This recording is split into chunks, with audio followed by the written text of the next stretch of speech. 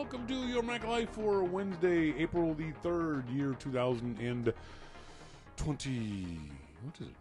21 years? 2019. 2019. Jesus! Oh my God, I'm so confused. Show number 1207. I am Shawn King. The beautiful woman next to me is Melissa King.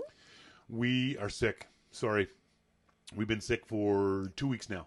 We're not having any fun, as you'll hear. Sorry if you'll hear sick noises. We apologize. We're sorry. We're sick. What are you going to do? On tonight's show, we're going to talk to our good friend Jim Dalrymple at The Loop at loopinsight.com about all the Apple announcements. Apple announced a bunch of things, although we really can't use a bunch of them. A couple weeks ago at their Apple special event, we'll talk about what that event was like. Jim was there. Let's talk to him about the vibe in the room, as well as the services Apple has announced, and whether or not it's something that we, you, I, us, them, him, we're actually going to want to use. We're also going to talk a little bit, briefly, the 25th anniversary of Your Mac Life. Actually, no, 25th anniversary of me. I always hate bringing it on me like that. 25th anniversary of me, for lack of a better way of describing it, starting broadcasting on the internet for Apple stuff. I was the very first person to ever do a broadcast on the internet focused on Apple. It eventually became a podcast, but it wasn't podcasting at the time. It wasn't until a few years later that it actually became the word podcasting, and I started it off as a way of talking to my consulting clients all at once. I'd always been told that I had a good voice, although I have a face for radio. And and he lost my boarding pass. Will you stop? We'll get to the boarding pass story later. Jesus. And so I thought, well, I'd just record my voice and then put it on the Sorry. And put it on this new internet thing, because the World Wide Web had only started 5 years before. And then send an email, this new stuff called email, out to all my clients, and they can all listen at the same time. And so we did that. There was a guy I was working with, an audio engineer. It was a Unix guy. He wasn't even a Mac guy. He was a Unix guy who did the audio for me.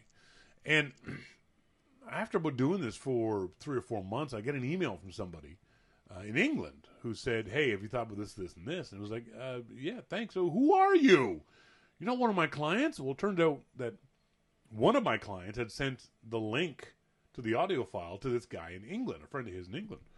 And that's when we both, Adam Clark was the original host of the show, both Adam and I went, hey, wait a minute. People around the world can listen to this. And that sort of set off the light bulb in our head that we could do an actual show about Apple. At the time, in 1994, Apple was in the midst of its troubles. Lousy products, lousy services, lousy management. It was a company that was on the verge, and got even closer to the verge, of disappearing. There was time for you young folks, not you young folks, holy crap, I can't believe I just said that, for you younger members of the audience, that Apple was this close to getting bought by IBM, by Sun Microsystems, by Oracle, by any number of companies. Apple could have been bought with the money it had in the bank because it was so being poorly managed. And so I thought I'd do this show to give a little bit of positive news. The only stuff you ever heard about Apple was all negative stuff. So I wanted to do some positive stuff. And so that's when we got started, was Adam and I doing that. And then we both got laid off at the ISP we were working at. And so we started doing it in Adam's apartment, literally in his living room.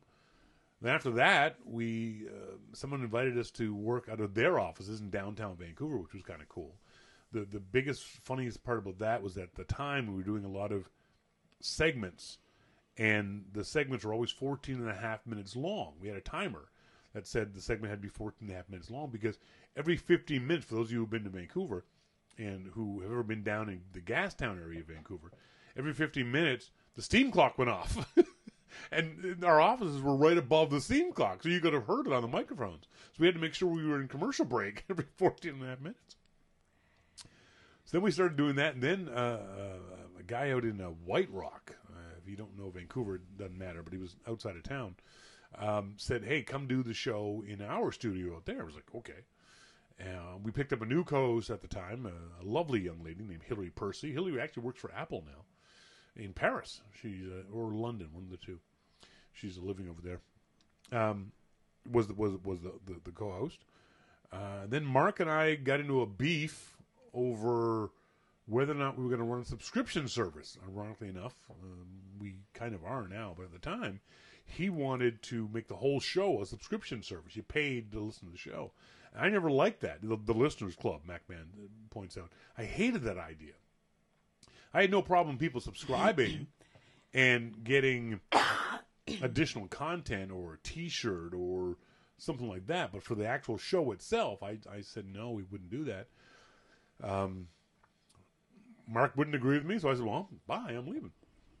And just coincidentally at the same time, Paul Griffin Technology down in Nashville, Tennessee, said, you know, you're having trouble in Canada. Why don't you come to Nashville? I went, okay. At the time, it was not a problem for me to move.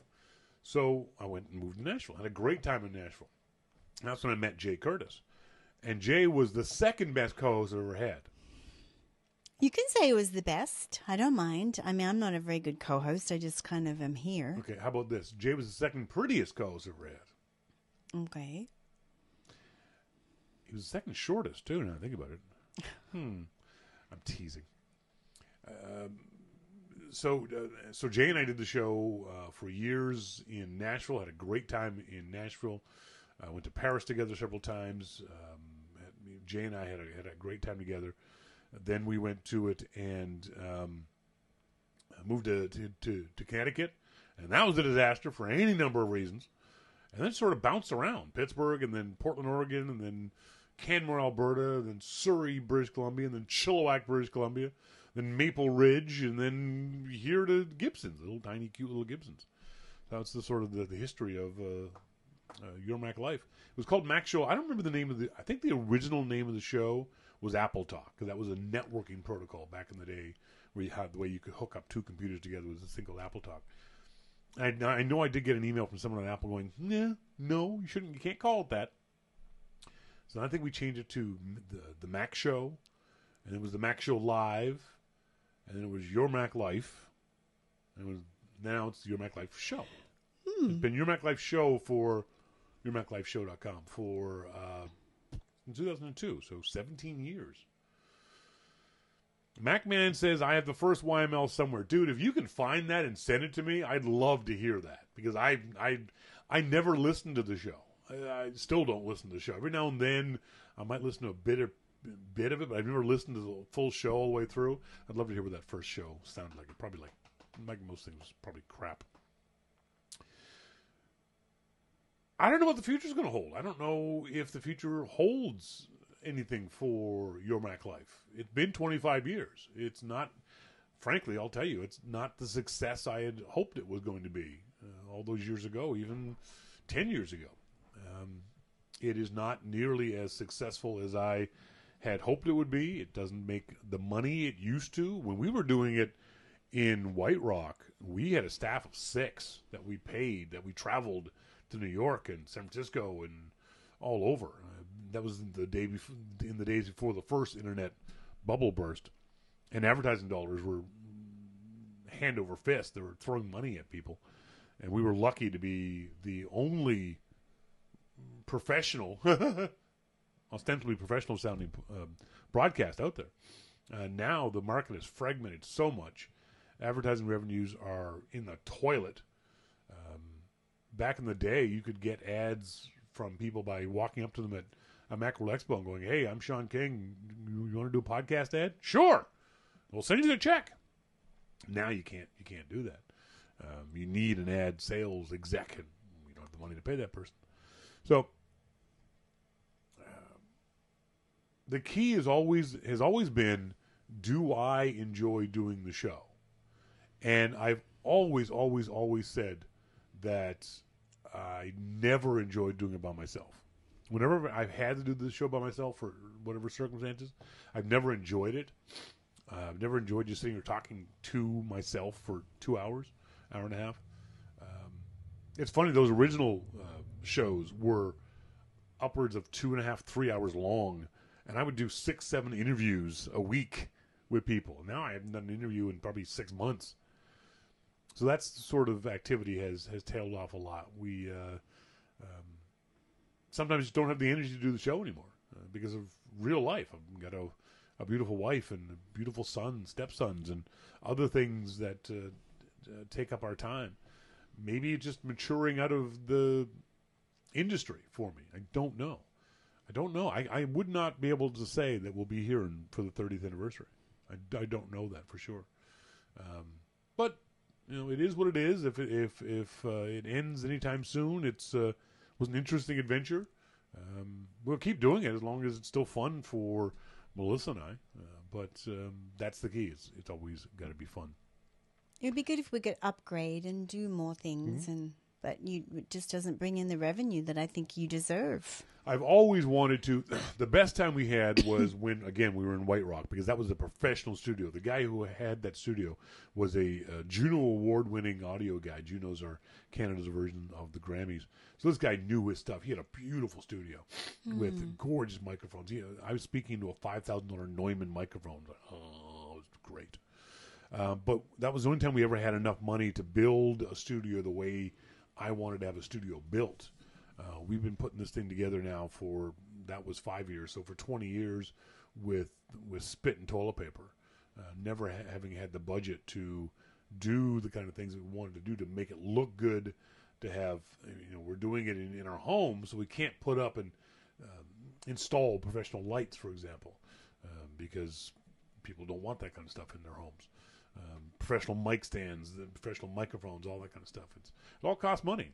It'd be great to have. Well, I saw a piece of that when we visited my friend's radio studio in Australia, and I realized what these studios looked like. And as soon as Shawn walked into this room, and this gentleman, my friend Kerry, has worked for this radio station for a very long time, and this man met Shawn and went, "Whoa, that's a voice for radio." Yep. Straight away, he said. And then Shawn looked over at the microphone in the next studio and started drooling. And he said, "Can I go look at the microphone?" Yeah, that's right. MacBan says, "You didn't notice I was wearing my YML Charter listener shirt on Friday." I did notice. I just didn't say anything. I meant to say something. I was like, "Hey, it's a cool T-shirt." I did notice, MacBan, but I'm sorry, we were doing other things. I forgot to say. MacMan, is Ian still number one? No, Ian's not still number one. Ian drove me nuts because as friends, I loved Ian, but he would never say, because at the time he was involved in marketing, and he was always afraid of saying something controversial and getting in trouble with his marketing partners or things like that. Ian would say stuff off camera that he would never say on camera, which always pissed me off. We'd be sitting around and he'd go, "Arr, arr, arr," and I'd say, "So Ian, what about this?" "Oh no, it's fine." I'm like, "No, dude, no, you just said they were jerks, So I've always had Ian and Jay were certainly the two best looking co-hosts, male co-hosts I've had. They were handsome young men. And Jay is now working in San Francisco. He's working for I think it's a vape company. He's back on his motorcycle and looking for a vape company. Yeah, electronic cigarette company. Doing what? Product design. Oh, kind of cool. Good for him. Interesting. Monty's pro audio gear is not cheap. It's not trivial to care and feed. Exactly. Yeah. MacMan says, I think some of it's Apple's own success. There's so much more Apple coverage than when you started. I don't know if that's it. There's more Apple products. There's certainly more people covering Apple. Part of the problem is that I'm just burned out on. I no longer am interested in interviewing the same people over and over again. For a lot of the podcasts that are out there, it's internet circle jerk. Gruber interviews Jason Snell, who interviews John Moltz, who interviews Jason Snell, who interviews Gruber. It just goes around. It's all the talking heads just talking amongst themselves. And there's no new voices I want to talk to or listen to, for that matter. It's, in myself included, for the most part, it's still the same old white guys who were doing it 20 years ago. White guys club. And they're not interesting, frankly. There's one of the problems I've always had with podcasting, the Twit network exactly, is it's very incestuous. Those people will not let anyone else in their little circle group, and I pissed every one of them off. So therefore, they're never going to invite me to participate in their little party, and because they just talk amongst themselves, I don't find them interesting. It's boring. The other problem is, just because you have a voice doesn't mean you should be using it in this way. A lot of them have voices. The literal physical sound of their voices are not good. They don't know how to speak properly. They don't know how to enunciate. They don't know how to entertain an audience. Their voices entertain themselves, but they're not very good at entertaining their audience. And hopefully that's something I've always been able to do is with my life in general and all the screw ups I've gone through, but also just us talking about things, we've been entertaining. That's always been my goal from the day I started. I want to entertain people, and hopefully that continues. Later on the show, we're going to be talking about our Lisbon trip. We just got back on Sunday. We were there for 10 days, had an amazing time. Show you guys some photos in the Starting Point Photography segment of our Lisbon trip. But up next, we're going to talk to our good friend Jim Dalrymple of The Loop at loopinsight.com. This is your Mac Life.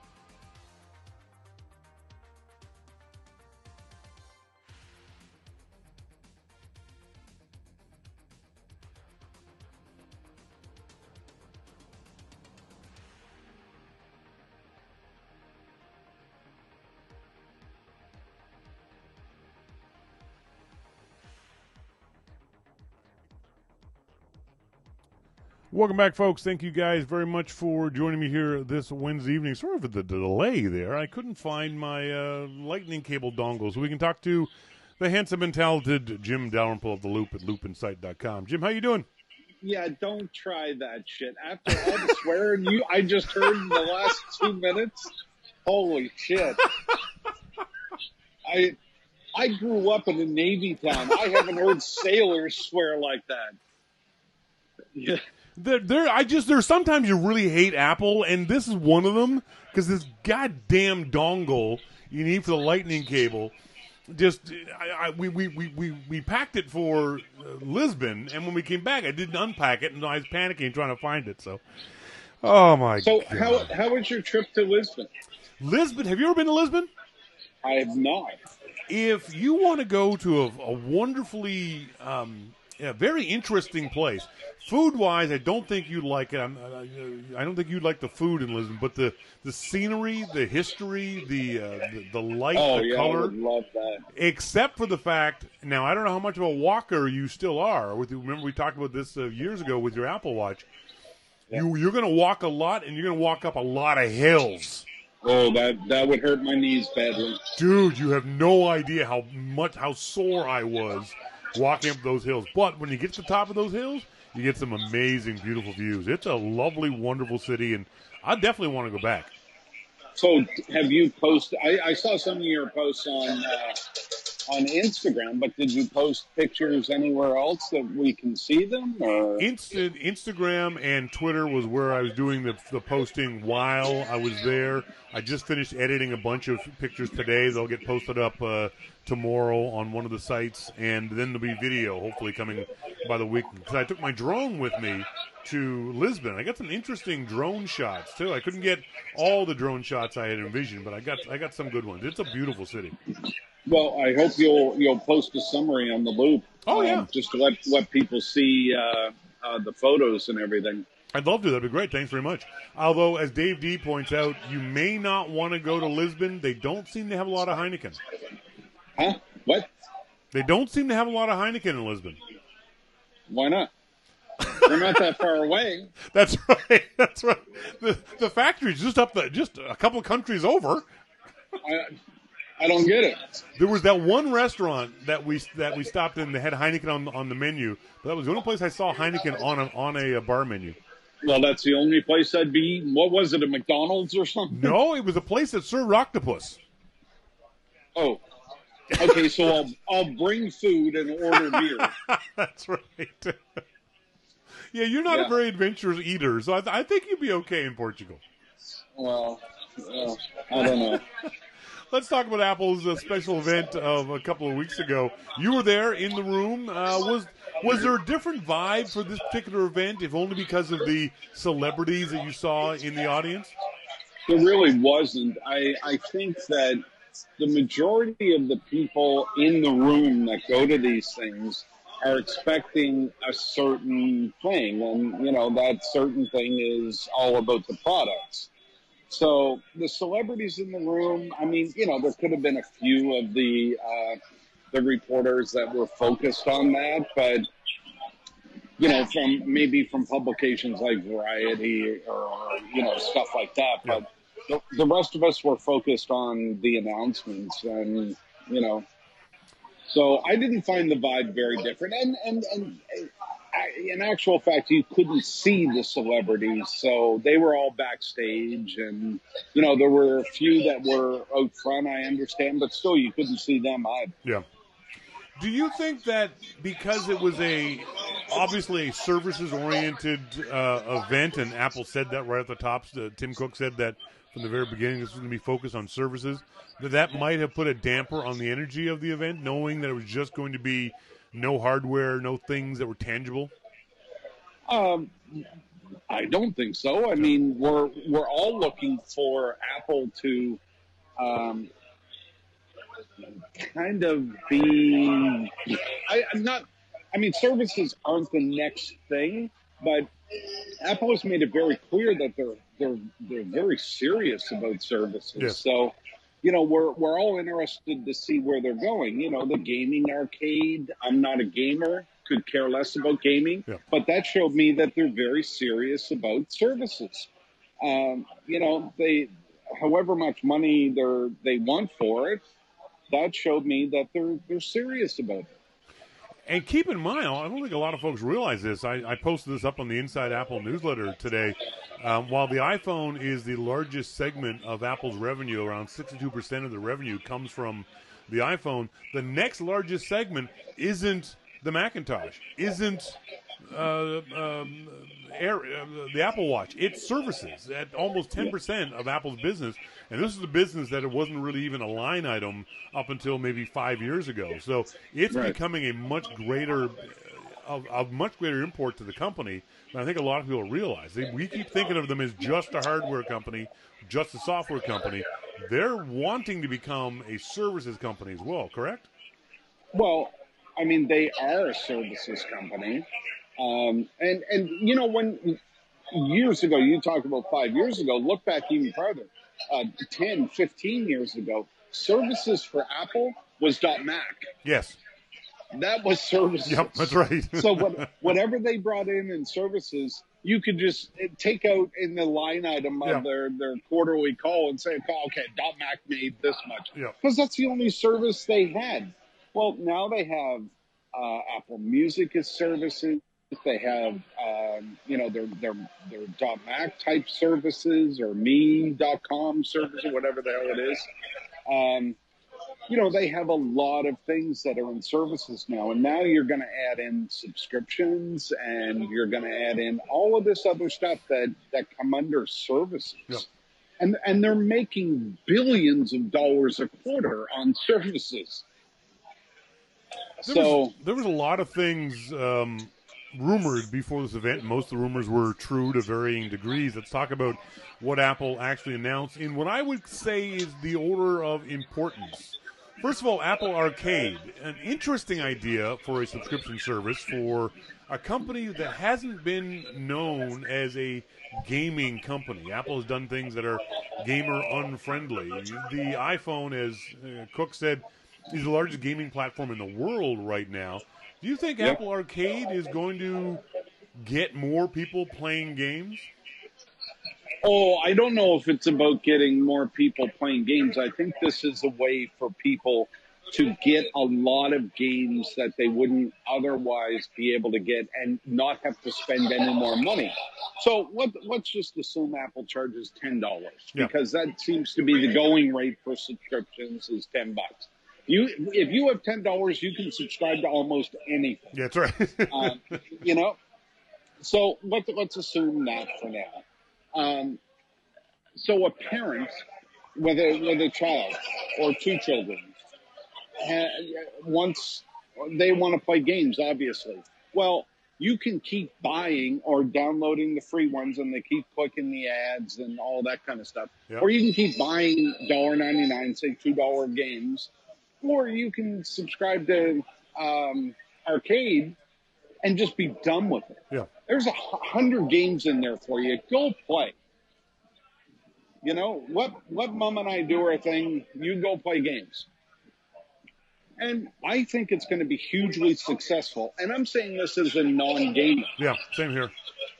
I mean, I used to play like Quake and Doom and Medal of Honor. And, during those times I was a gamer. I'm not a gamer. But so I'm looking at this from a completely different perspective than gamers are. I'm looking at this as a moneymaker, and I think it's going to be a huge moneymaker for them.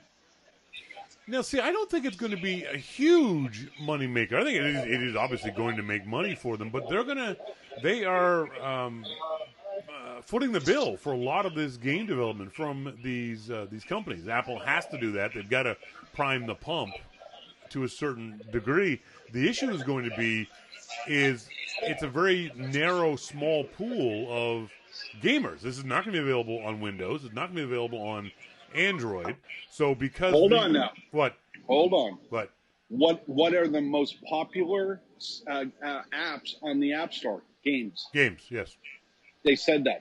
Yes. Games. So that's why they're going to make a ton of money on this. Okay, all right. Because parents are going to look at this and say, $10 a month, and the kids will just go play. Yep. I'm in. Regardless, fine. And don't forget, there's a billion devices out there.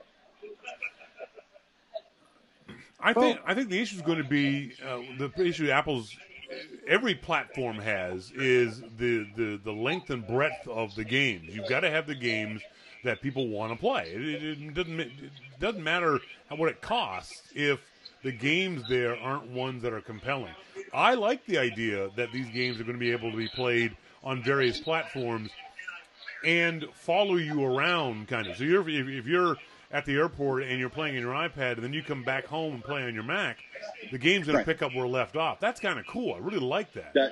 That is very cool. And that's an Apple type of thing, Yep. That's very cool. It's going to be. I think this is going to be not a huge hit, but I think it's certainly going to be a hit for Apple. Apple Card was another rumored thing that came true. Was the Apple Card announcement, any of the details of it particularly surprising or exciting to you? Just as a side here, I'm standing outside the bar Yep. under a sign that says "Do not smoke in this area." Oops. I love standing under those signs and smoking. Yeah. So the Apple Card was actually, I thought, one of the better announcements of the whole event. Yeah. Because when people ask me about, Apple doing a credit card, I was like, whatever. Yeah. Everybody does a credit card, so whatever. But when the details, the official details came out, and you realize that this is for the iPhone, and, they give you this titanium card, and it's etched, and it's all that kind of stuff. I mean, that's all very, very cool. Very cool. Very cool. I love it. I think it's really good. And the billing where it actually puts the store and not, Yeah. Yeah. That's cool. I mean, there's so many cool things about the Apple Card Yep. that this is the new status symbol. Do you have a titanium card with no number on it? That's right. And then I do. And then the next one they'll have the black titanium card and the gold titanium card. I think part of it, of my limited excitement over the Apple Card, is the knowledge that we're not going to get it here in Canada for a very long time, if at all. Some of the things that Apple said about it were a little marketing weenie, like low interest rates. As we found out, the interest rates are going to be running from 13 to 24%. That's not low. Apple could have done much better and much lower to help people out. But let's be honest here for a minute. In Canada, you're still trading in goats and chickens. So, when you talk about a credit card, that's a lot different than what the rest of the world sees. I mean, when you walk into a grocery store in Canada, you say, "I'll give you 3 beaver pelts for what's in the cart." Let's be honest. And I've got a moose antler. What can I get for this moose antler? It's fresh. But still, all that having been said, I don't think that there's enough there to convince people who aren't hardcore Mac users or Mac fans to give up their present credit card. For example, you and I talked about this a couple weeks ago when we first started talking about the Apple Card. One of the things that our Visa card does is has price protection, so that have purchase protection. So and it happened. I lost the drone within 90 days, and I called up Visa and said, "Lost drone." They said, "Okay, we'll send you $2,500. This Apple Card does not have that service. How do you know? Because I've read the stuff about Apple Card. Come on, dude. Well, you read too much. This card, I didn't know it didn't have that. It should have that. Yes, exactly. It's one of those things that most Visa and MasterCards already have, is this kind of price protection. There's also, on our CIBC Visa, we get travel protection, we get trip interruption protection. There's a bunch of other protections that our Visa card provides us. The Apple Card isn't going to provide. The daily cash thing is kind of cute, but you're going to get 14 cents each day. Big deal, you know? Okay, but hold on. I actually thought that the daily cash was better than what the other cards offer, because they offer you, you're going to get 25,000 points. But what do you get for that? You know, you can't even buy coffee for that. Yes, I agree with you on that. I think all of the points things are just ridiculous. I agree. Because you can accumulate points, which I've done before on airline ones, and then they change. Yep. Well, you know, it's no longer 15,000 points that gets you a flight. It's 30,000 points. So all of a sudden you lose half of your incentive there. And, well, that's not cool. Yeah. Yeah, so I certainly agree with you on that. And I don't have a credit card that's got a reward system. I think that's ridiculous. I like a points system. I like the cashback rewards. But the cashback rewards, where are we? Have you moved? It's getting really loud all of a sudden. I'm sorry. It's the bar started to fill. I'm outside of the bar, actually. Jeez. I know. I'm about to go in and start beating some millennial ass here. So for example, on our CIBC card, again, we're using that as an example, we get 4% cash back on gas and groceries. That's a significant amount of money. And we've only had this card. We've only had this card for 2 or 3 months, and we've already amassed over $200 in cash back on gas and groceries. The two things we use the card the most for. So what I'm saying is, overall, my point is that it doesn't seem like Apple, as revolutionary as they want to make this seem, it's kind of middle of the road when it comes to credit card stuff. The security aspect of it is very cool. The idea that it's on your iPhone, in your Apple Wallet. There's a whole bunch of security features there that I really, really like. But as a card itself, I don't know if it's enough to get people to dump their present credit cards and use the Apple Card. Do you think you would dump it? I don't see this as people dumping a card to get an Apple Card. I think people will get an Apple Card in addition to what they have. Yeah. I really do. Yeah. And they'll use that for online purchases, or they'll use it for, the purchases that they already make at Apple Pay enabled things. I don't see this as, okay, you've got a card that you really like, and you're going to call Visa and say, hey, screw you, I'm getting an Apple Card. No, I don't see that. But I don't think that that's what it's for right now. I really don't. Yeah, I certainly do like the idea that Apple is doing this, if only because maybe it's going to wake up the credit card industry in general and have the rest of them, the Visas and MasterCards, American Express, go, hey, we have to do more for our customers because we might lose them to Apple. So maybe Visa comes out next year with a system for daily cash back. Maybe MasterCard does the same thing for their customers. So I think this will help push the industry forward. I really like the daily cash back.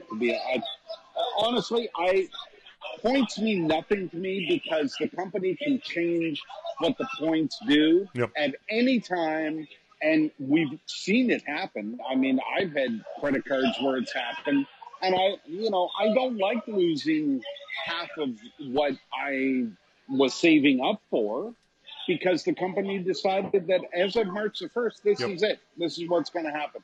Well, they're basically saying F you to everybody. Yep, that's right. I agree. Or even worse, they take it away. It's only good for a year and then you lose it. Yep, that's right. Well, wait a minute now.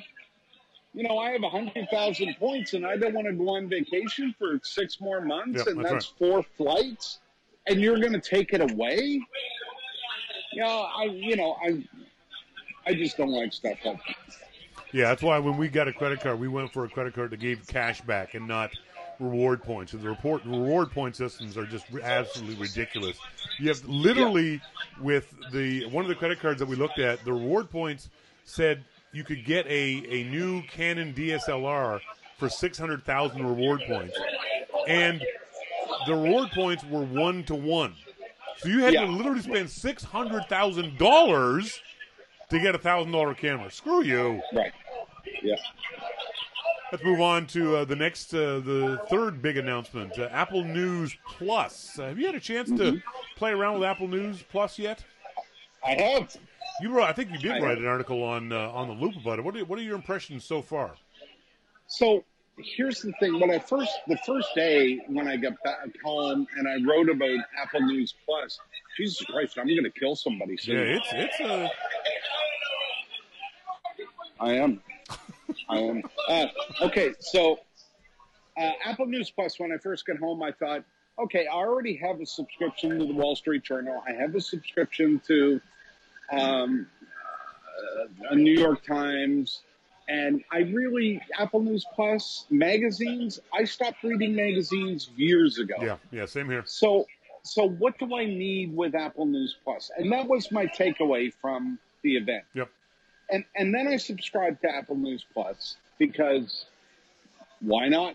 Yep. It's what I do. It's free. And I actually started to like it within a couple of days. And here's why. I was reading articles that interested me instead of magazines that interested me. Yeah. If what Apple gave me was, here, you can download these 300 magazines, I would not subscribe. Yeah. I absolutely would not, because I have no interest in downloading magazines at all. I don't have the time nor the inclination to flip through and try and find out what stories I want. Yes. So what Apple did in the Apple News Plus page was bring up stories that I am interested in.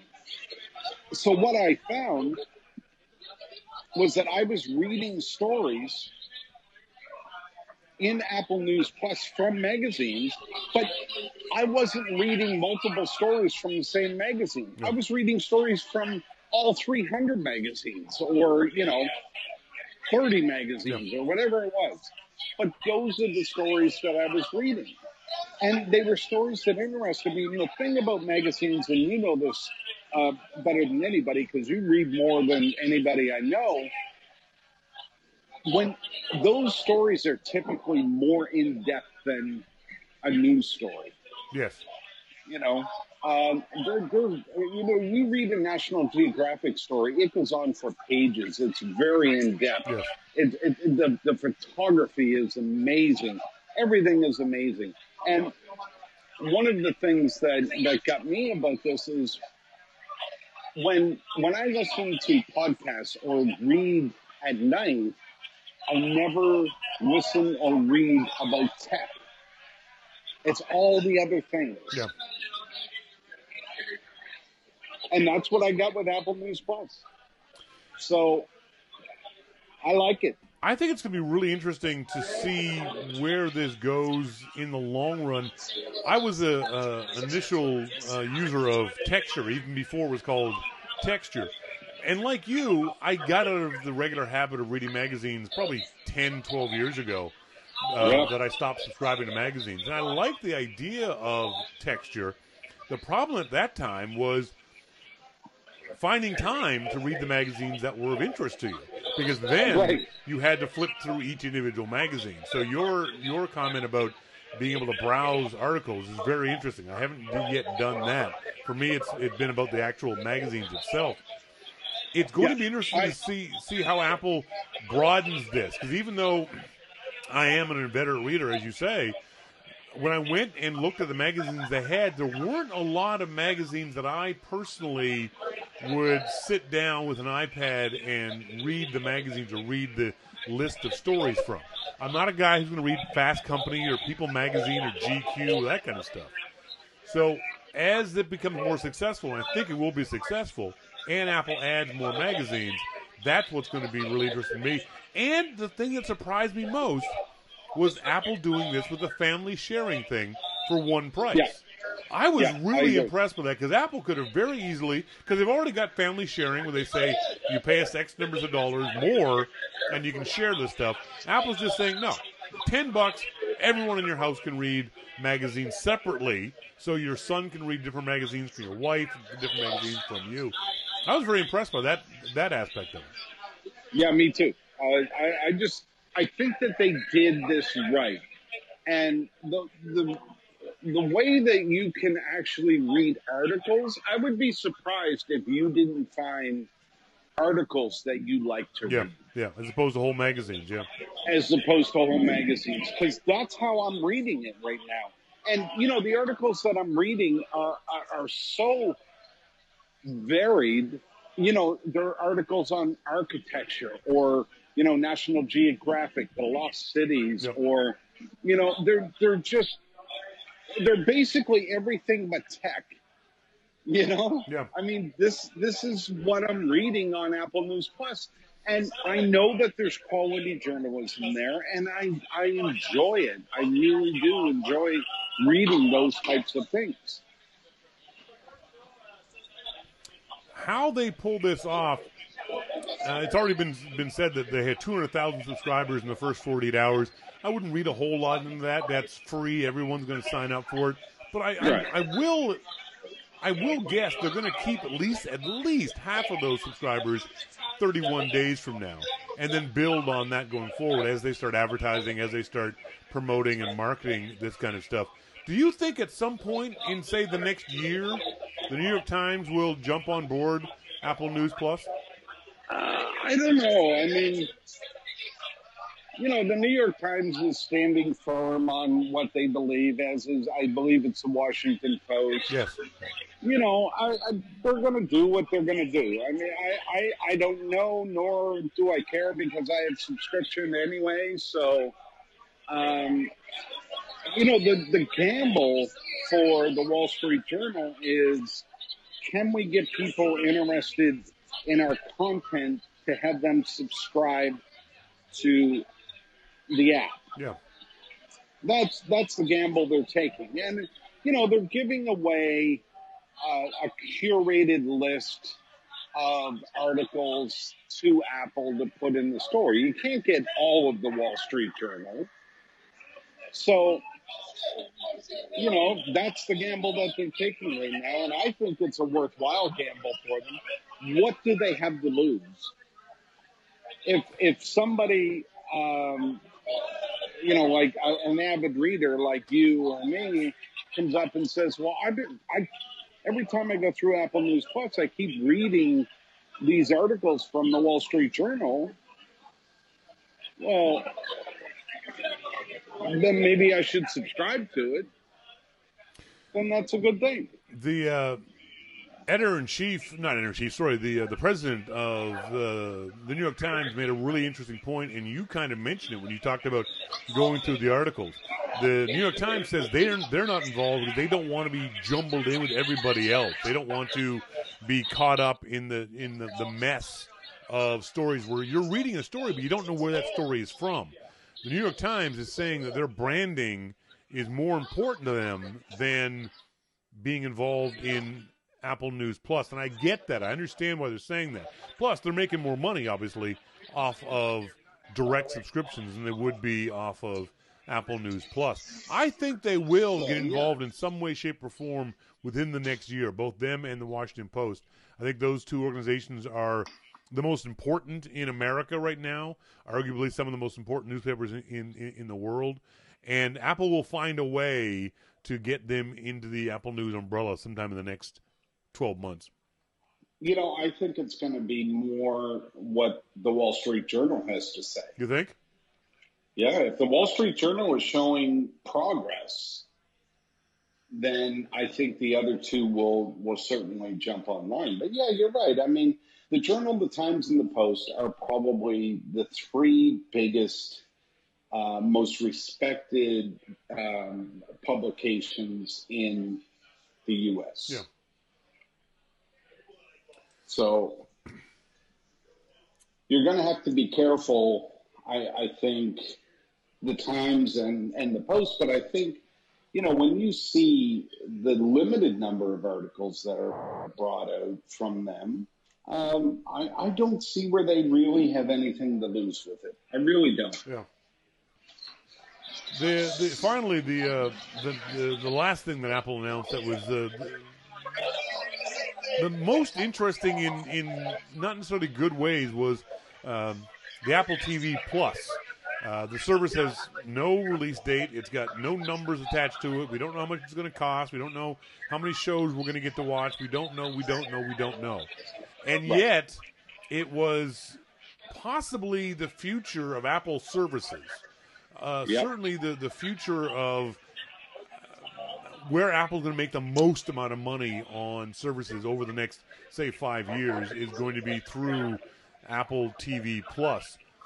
Were you chagrined or upset or disappointed by the lack of concrete information from Apple about this new service, or do you see this as priming the pump, that this was just marketing and we'll find out soon enough in the fall that what this is going to ding us for? Well, it's Apple. Obviously, it's good. I was playing with my boobs the whole time they were talking about it. I did not need that mental image, dude. Come on. Okay, what is wrong with you?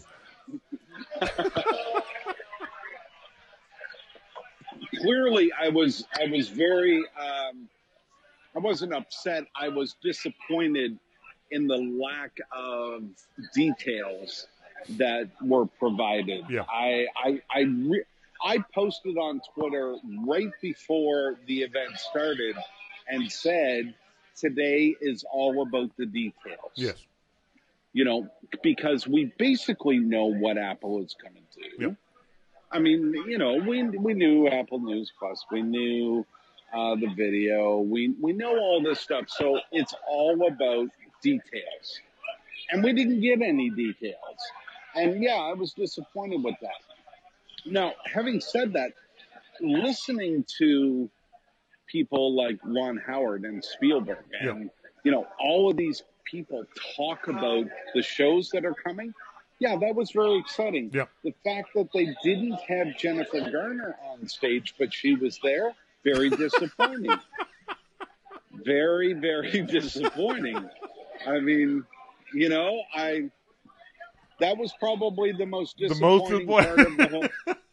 Like, I sat in the theater for 4 hours after the event ended, just in case. Just in case she showed up. But she was there. And, the way that they did the reveal of the shows, that guy from Aquaman, when the lights went out and they came back on, he said, surprise! Yeah. That was just hilarious. Yeah. And it was really good. If you look at the shows that they highlighted there, I mean, there was some good content there. And now, not all of those shows are in my wheelhouse. I'm not really a sci-fi guy or anything like that, but some of these shows looked really interesting. Yeah. Now, I will watch all of the shows that come out and look at them from, I hope an angle of, production, and were these really good shows or were they just stupid like, Planet of the Apps? Yeah. I didn't see anything in the previews that I saw that looked really dumb. Yeah, agreed. They looked really good. Now, even the one with Aniston and Reese Witherspoon, yes, I thought when I first heard about that show, well, this is dumb. But when I saw the preview, I thought, oh my God, yep. that looks really good. Yep.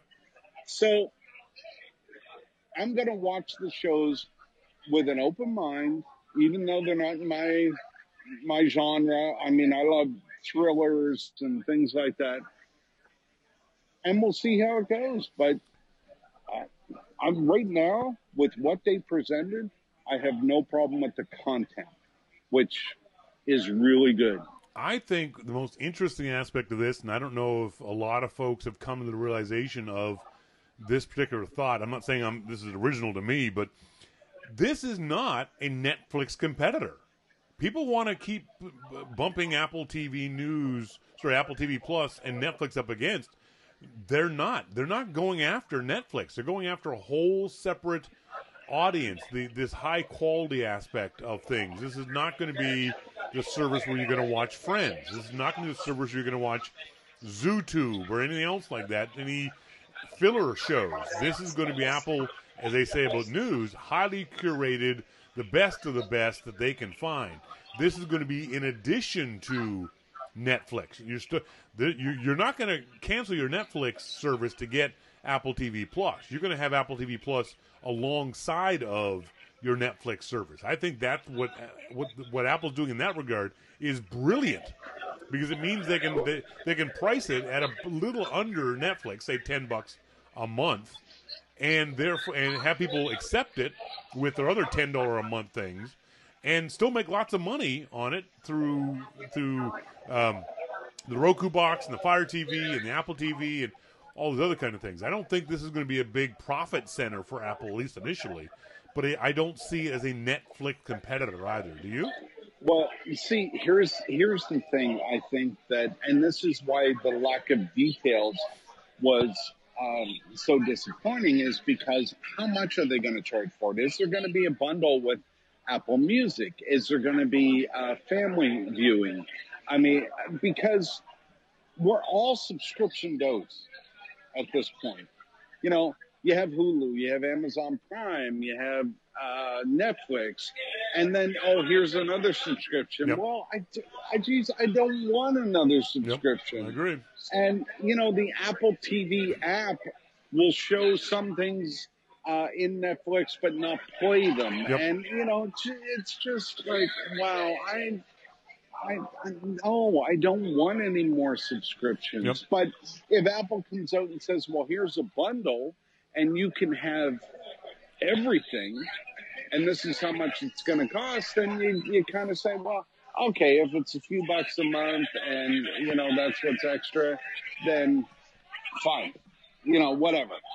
It's like your kids. They want to play games and you don't want to spend $2 or $3 every time. Fine. Here's $10. Just let them play 100 games. Yeah. So that's where the disappointment comes in as far as the TV goes, because you can't make a decision one way or another. I think Apple's going to let us stew about this stuff through the summer, and then in the late summer, early fall, come out with alongside whatever other new products they're going to announce in that time frame, with the pricing of these. I think I get the sense the pricing is going to be lower than what we expect. A lot of folks were talking about this bundle being $50 a month or $60 a month. I don't see it being that high. I don't think so. That seems awfully high. I think you'll be able to get Apple News Plus, Arcade, and Apple TV Plus for, I'm going to say, $20 a month, $19.99 US a month. Will get you the whole package. That's my prediction. How much? $19.95.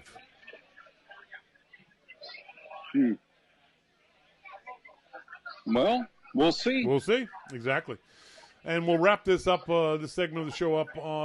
AirPower was finally killed. We all knew it was happening. We all knew it was going to happen. Was this a huge embarrassment, as some folks have said, or was this more of a meh kind of thing to you? It was a disappointment for me, because I would have loved to have had that. But I don't think it's an embarrassment. I mean, by all accounts, it's physics. Yes. I mean, you can't be embarrassed by physics. Well, you can be if you promised something 2 years ago and don't deliver it and didn't mention it. I think that's where the embarrassment comes from Apple's point of view, is that they announced this thing in September 2017, and then every opportunity they had to talk about it again, they never said a word. So they let the tension build. Instead of pricking that little bubble with a pin and going, you know what, we're having some problems, please be patient with us. They let us stew in our own juices on this, and then when they eventually did cancel it, it became more of an embarrassment than it actually needed to be. I don't think it's a huge embarrassment at all. I think it's just a minor annoyance, and I feel bad for all, as someone said on Twitter, you feel bad for all those folks who worked hard at trying to bring the Air Power to market, the engineers and the marketing folks and all those kind of people. But overall, in the grand scheme of things, I don't think it's any big deal at all that Apple has a product that they canceled. Well, I mean, if you look at what all of the things that Apple has done over the years, engineering-wise, yep. and then look, and you're amazed that they could do that, and then look at this and figure that they can't do it, well, then you know it's a difficult problem to solve. Yeah, absolutely. And by the way, no one else has solved the problem either. Some people seem to think that this is an easy problem to solve, but it's viciously difficult. If anyone who uses any kind of power mat, any kind of charger, I think it's not Q charger, it's Shy charger, QI, the standard. I can't remember what it is. I know. Q, isn't it? No, it's not charger? Q. It's not Q. My friend Lauren Finkelstein corrected me on that when I first said it. I knew I was saying it wrong. But anyway, the standard, your device has to be placed on your charging mat, pad, stand, whatever it might be, in the exact right position. I've got one here that I use on a regular basis, and I like this little stand, but if I don't put my iPhone on it exactly in the right spot, it won't charge. So Apple was trying to solve this problem by saying, well, you'll just be able to throw anything on there, your AirPods and your Apple Watch and your iPhone, just whatever you wanted to do, and it will charge. Turned out that was a hell of a lot more difficult. Now, that being the case, I think someone at Apple is going to get fired over this. If only because somebody at Apple convinced Tim Cook that this was an engineering problem they could solve, and they never did solve the engineering problem of it. That's what I mean, let's be honest, it was a good idea. Yeah, agreed, absolutely. You know, I mean, there's no doubt that it was a good idea. And, of course, we would have loved to have had that. Yep. But, you know, it's one of those situations where we don't have it. And it's not... Sorry, I lost you there, Jim. You still there? I'm still here. Okay, sorry. No, it just broke up. Yeah, I don't think it's going to be a company-ending disaster, as some folks are trying to portray this, nor is it a sign of the future of Apple. I think this is one thing where they overstepped, they reached higher than they could, and found out that it wasn't going to work. The issue I have with it is Apple not saying anything for 2 years and causing themselves their own embarrassment on this one. I had no sympathy for Apple with that in that regard, but overall, I think this is a tempest in a teapot.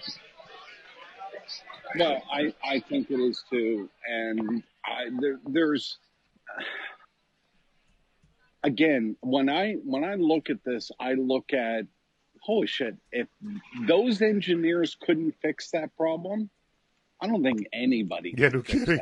That's right. Yeah, you know, I don't. They fixed some incredibly hard problems. Yep. Yeah, if Apple can't do it, I don't think anyone, and no one else has done it up to this point either. Keep that in mind, folks.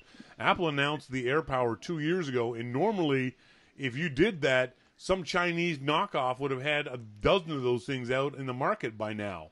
It's been 2 years. Why hasn't anyone else come up with? Even if no one else had thought up the idea until Apple announced it 2 years ago, by now someone else should have a charging mat similar to the AirPower. No one has. Guess why? Because it can't be done, at least not with today's technology. Yeah, you're exactly right. Folks, we're talking to Jim Dalrymple of The Loop at loopinsight.com. He's here each and every week. He has his own podcast available on the iTunes store. It's called The Dalrymple Report. You know, so listen to it on loopinsight.com. Jim, thanks very much for doing this, buddy. Appreciate it. Thank you. Talk to you soon. See ya. Bye. Bye. Thanks very much to Jim for being it, even though he's in a bar somewhere, a lot of noise. My apologies. I can't get Jim to not go to a bar. See, that's part of the problem. I don't have any money to pay Jim to say, dude, just stay under the bridge for the half hour that I'm talking to you on Wednesday nights, and then you can go to the bar. Here's $50. You know, if I could do that, everything would be just fine. But I don't have any money to pay him, so he goes to a bar. Sometimes he's loud, sometimes he's not. What are your thoughts on Apple's announcements on Apple TV Plus, on Arcade, on News Plus, on the Apple Card? Are you interested in these devices, in these systems, in these services? Is this something you're looking forward to? Do you have your own concerns about them? Please, as always, send us emails to onair@yourmaclifeshow.com. We'd love to hear from you guys with regards to that. Coming up next after this break, we're going to talk about our trip to Lisbon, which we just got back from, and show you some pictures of that. All that and more coming up. This is Your Mac Life.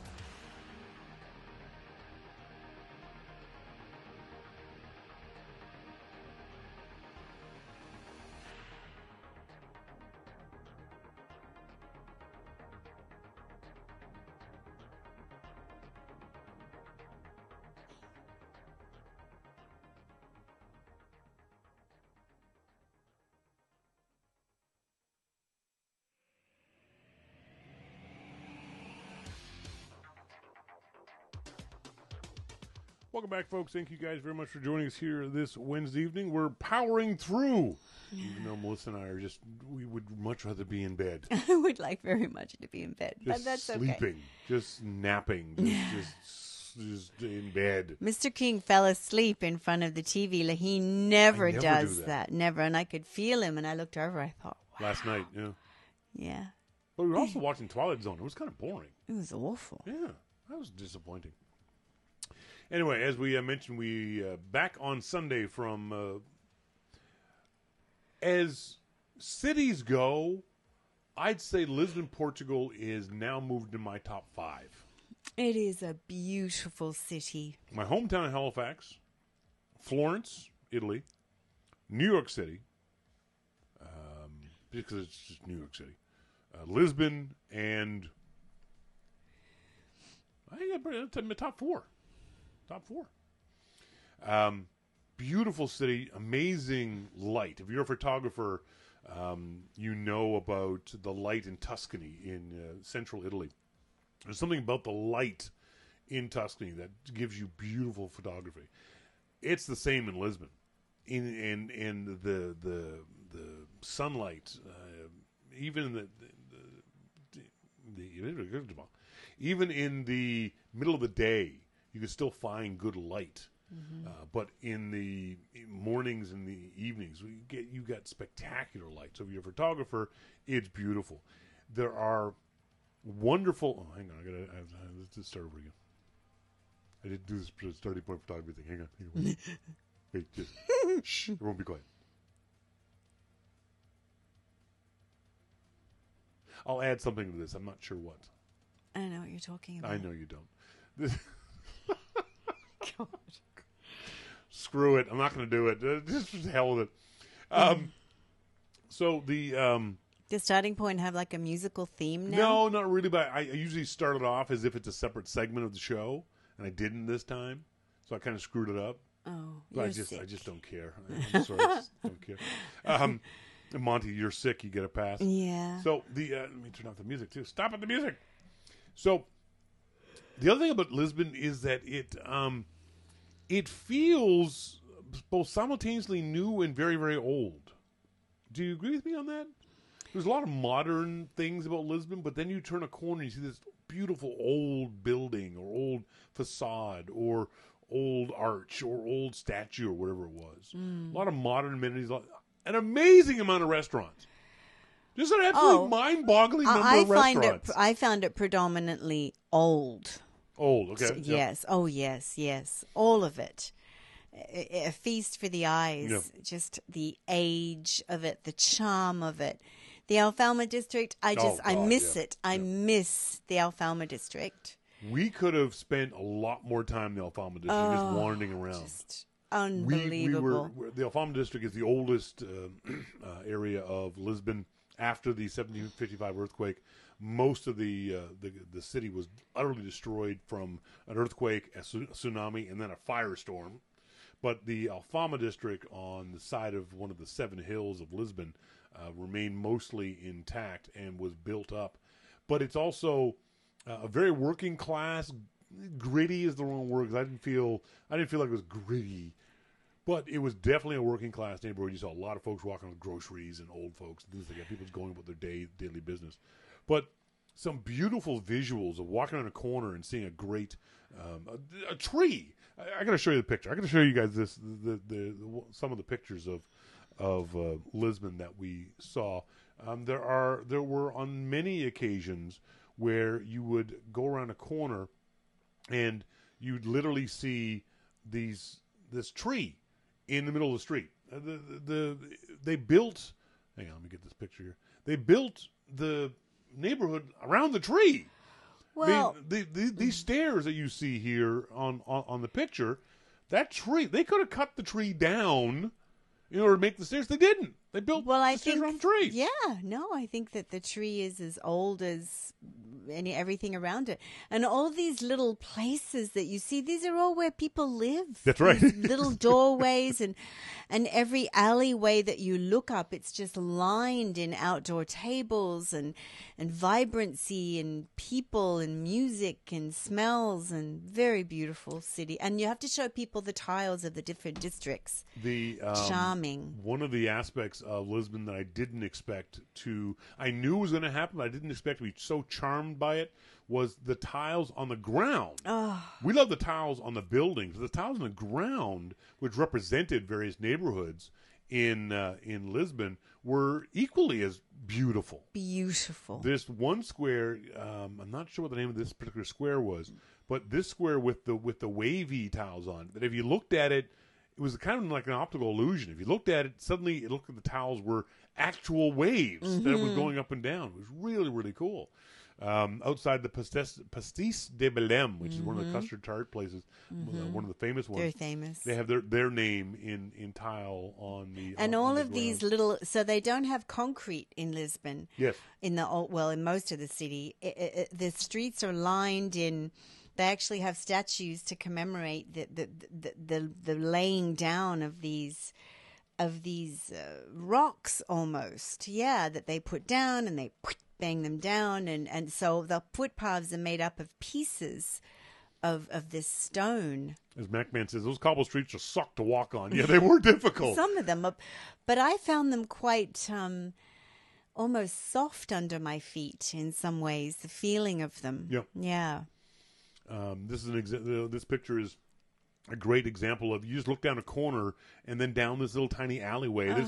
This alleyway is probably no more than 8 feet wide. You couldn't get a car through here, but there's a little restaurant down at the end of this alleyway. Everywhere. And there were hundreds and hundreds and hundreds of restaurants. There was one block we were on that I swear there was at least, and the block was no more than half a regular city block. It must have been 10 restaurants on both sides of the street. Mm-hmm.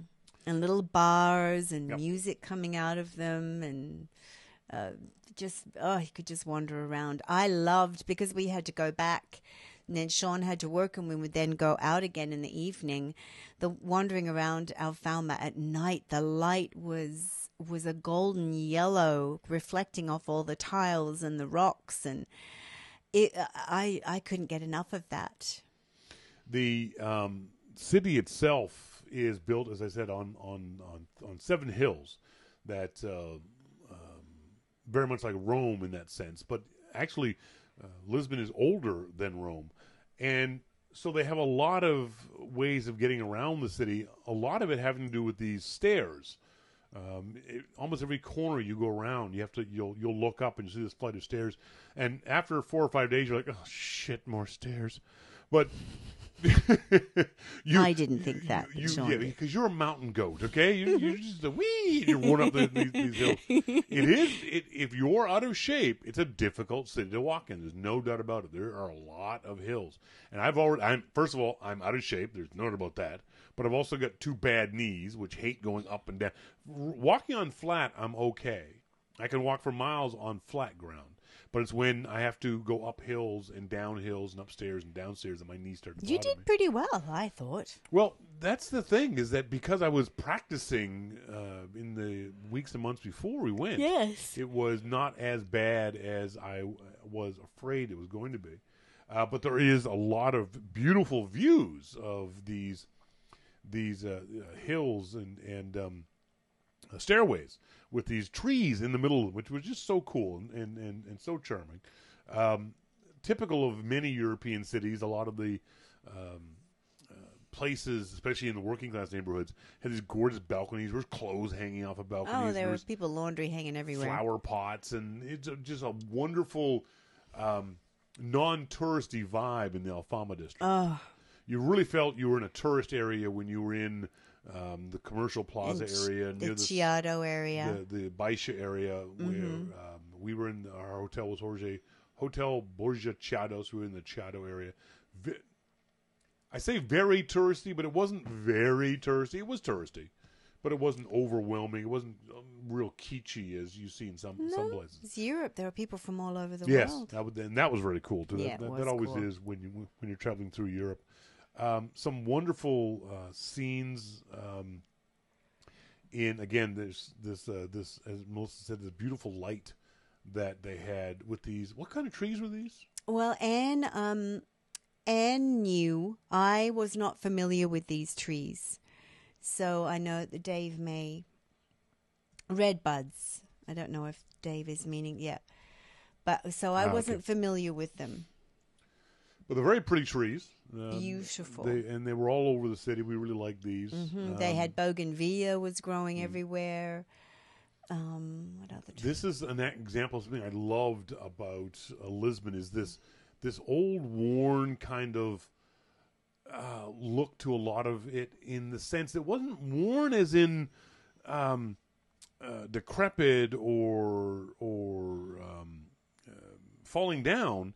It was worn just because it was. This is where we live. Yeah, we can't be bothered to replaster this. Oh, it's so old. But it wasn't bad. Again, the tiles you see on the left-hand side, on the right-hand side, they were just absolutely gorgeous. I love as you're being I love the areas of a city where, while you're being a tourist, the people who live there are going with their lives. So this was a walkway, some graffiti there on the left-hand side, and we're walking up to some other place in the Alfama district, and this lovely little old lady is coming down with her cart full of groceries, and so I took a picture of her. Not a lot of obese people there, because they're walking everywhere. No. You cannot be obese here. Got this, I think this great shot of this old couple who were hello, who were just sitting there having a conversation. I walked up to them and said, "Hello, I'm from Canada. I'm a photographer. May I take your picture?" And they said, "Sure." and I did. I think that was a nice shot. A nice shot of them. The famous trams, we rode those on several occasions. In particular, the Tram 28. This was the National Cathedral in the background with the Tram 28. It wasn't as much fun as I had hoped it would be. If only because packed. It's very surprising to me that Lisbon was so busy in March. I wasn't expecting it to be quite that many people in what we would have thought of as being not the tourist season. It got busier during the week that we were there. By the end of the 10 days, Shawn and I was going, oh my God, like it got busier. Yeah. Yes. And I couldn't have stood it any busier than that. It was, I would definitely not go. I wouldn't go anywhere in Europe in the heat or the height of the summer. March, April, maybe May, depending where you're going, would be my maximum. But I was very surprised at this one, this idea where it was MacMan. I was ready to start killing tourists. Yeah, there was a lot of tourists. And because these tram cars are not that big, you can seat maybe 15, 20 people, and then another 20 or 30 can stand. But they were determined to put in 60 people on those trams. Just jam-pack people in. What's the nuts? They were just, it was uncomfortable. And there's not much they're very old and wooden inside, so there's not much to kind of hold on to. You're kind of I was holding on to Shawn. That's right. Kind of just relying on the fact that you're all in there like sardines. Yeah, you really can't fall over. because you're too many people jammed in there. It is fun when you get a seat, though, and then it goes through the streets, and it's so close to the walls of either side of the street that if people were walking, you could have reached out and touched their head. I wonder if Lisbon keeps track of the number of tourists who die because they got hit by a window because they weren't paying attention, and the tram come behind them and smacked them in the back of the head, because they are very close in some sections. I think the funniest one that we had, the funniest incident that Melissa and I had, was we were on the tram coming back from the Geronimo's Monastery. It was a bus, though. No, we were just on a public bus. Full-size public bus, double public bus, packed, completely stuffed full. And we're standing by the door, and this old Portuguese woman looked Brazilian, because Portuguese tend to be swarthy Mediterraneans, but then the Brazilians tend to be very dark-skinned. And so this woman looked Brazilian, and she couldn't get on the front of the bus, so she came back to these are the buses that have multiple doors along the side. Came back, and she couldn't get on either. I'm in the way. There's two other women in the way, and we can't move anywhere.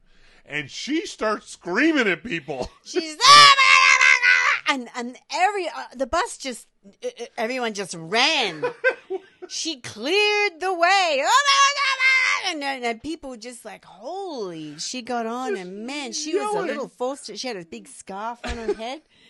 She was hilarious. She was screaming. I gave her at my people. seat, actually, after a while. Funniest thing was, like, lady, I ain't moving. I've been yelled at by black women before. I know. Shawn was like, yeah, whatever. No, I found my spot, lady. I ain't moving.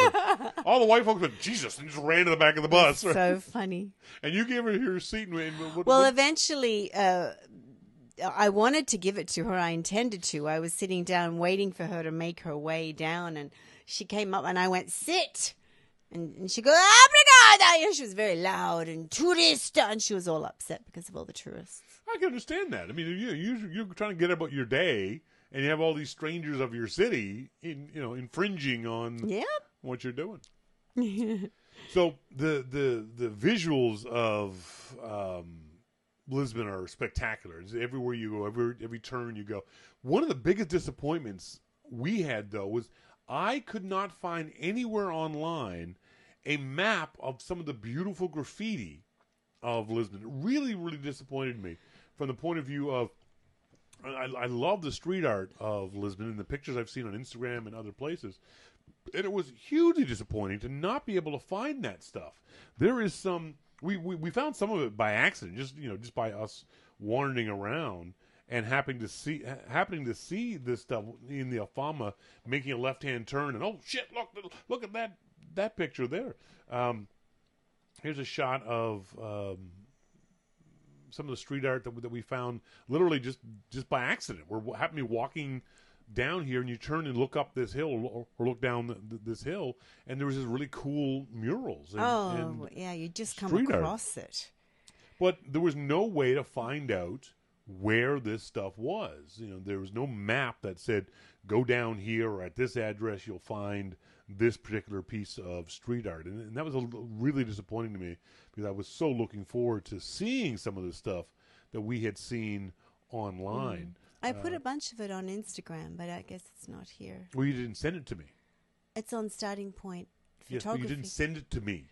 Oh, sorry. So I could put it in here. Sorry. I had some of it. I thought I had some of it in here. I think one of the funniest things we saw was this street busker, street vendor. Oh, you guys. With this guy, the look on his face. I mean, his face is just... Oh, my God, give me some money. That's right.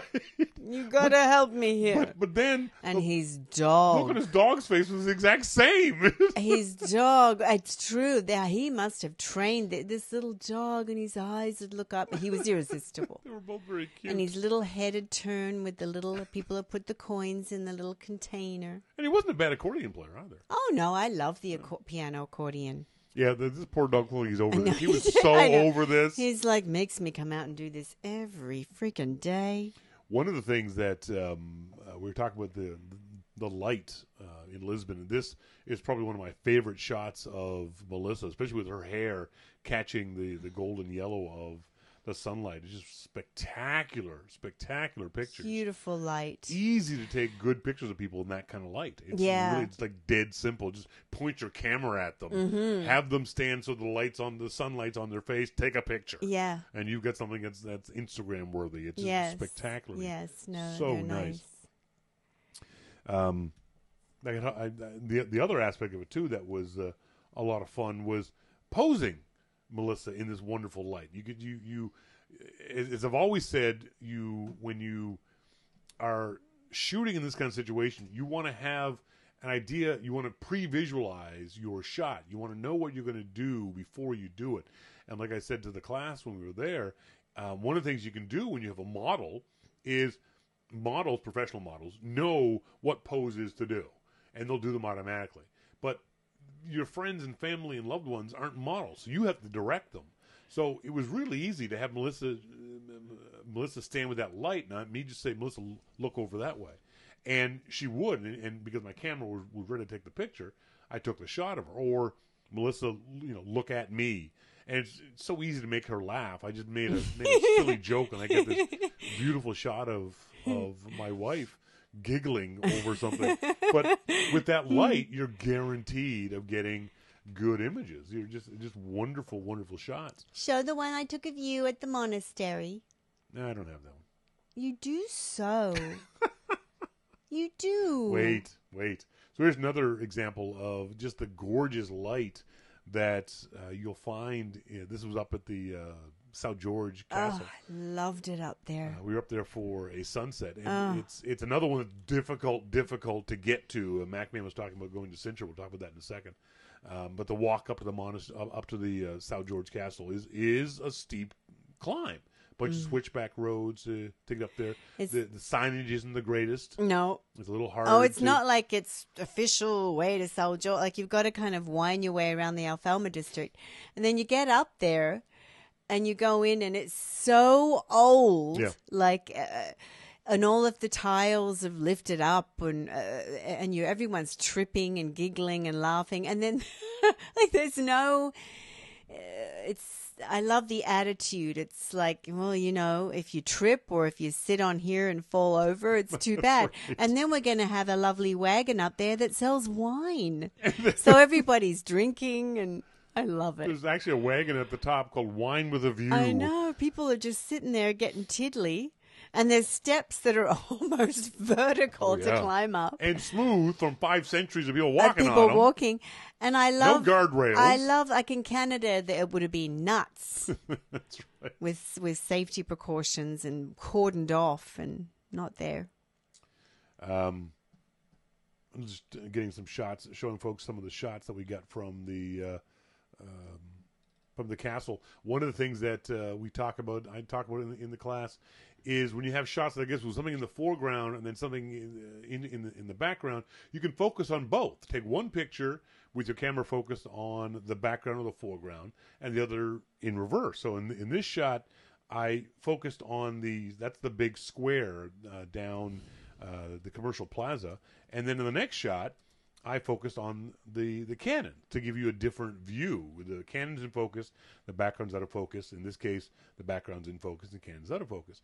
And it's really easy to do real quick. This probably took 5 seconds. Just focus on that point, shoot, focus on that point, and shoot. So you end up with a couple of interesting different shots from different angles. The other thing we noticed when we were up at the Castle South George was the neighborhood. I mean, this was someone's courtyard we were looking into from the top of the castle. Yeah, this was the wealthy neighborhood. Yes. There were beautiful places up by the castle that you looked down upon and thought, oh, okay, this is where some people with money live. MacMan says, did it rain while you were there? No, we got lucky. There was no rain whatsoever the entire time we were there. MacMan I'm sorry, Monty. Where's your picture of you and Melissa on that tile bench you kept talking about?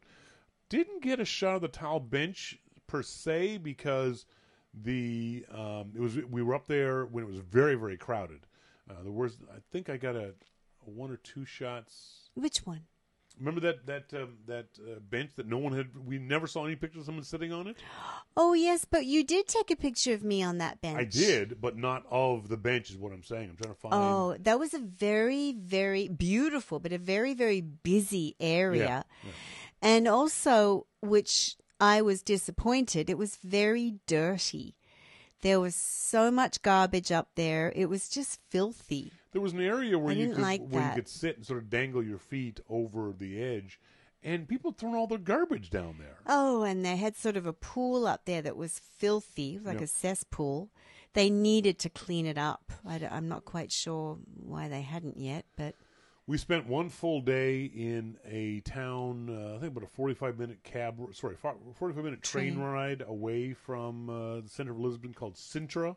A beautiful, beautiful... MacMan and Shawn nearly died. Oh, my God. Walking uphill with nerds. We so nearly died. Sintra was the summer palace of the royalty back in the day. And there's a whole history to why Sintra is the way it is. But it's a very pretty spot. The problem is getting there. There's not a single piece of transportation that will take you from the front gate of the Sintra Palace lands to the Sintra Palace. Your ass is walking. And it's pretty steep. That day, we walked the equivalent of 44 stories, 44 floors. So that's how steep it was. It was pretty much the same 10, 12 kilometers that we walked regularly, 7 to 8 miles. But it was 44 floors, and it was kind of hard. Even though there was like an 80-year-old woman with high heels that did it and talked at the same time. You have to admit, she was quite a... She was a character. She was a character. I'll give you that. So we had a lovely little tour guide who drove us around in her van. Ariana, who stopped and we got this picture. And then Ariana wasn't walking up. She's like, hey, I'm dropping you guys off here. Walk up. So you walk up and you're huffing and you're puffing, your knees hurt and you're drinking water and it's just unpleasant. And you come around a corner and you look up and you go, oh, that's kind of cool. And you get closer to this beautiful, vibrant spot. There's a shot of Melissa. I love that arch that she's standing in front of. The beautiful yellow of the one of the towers, and the inside of some of these places were just spectacularly beautiful.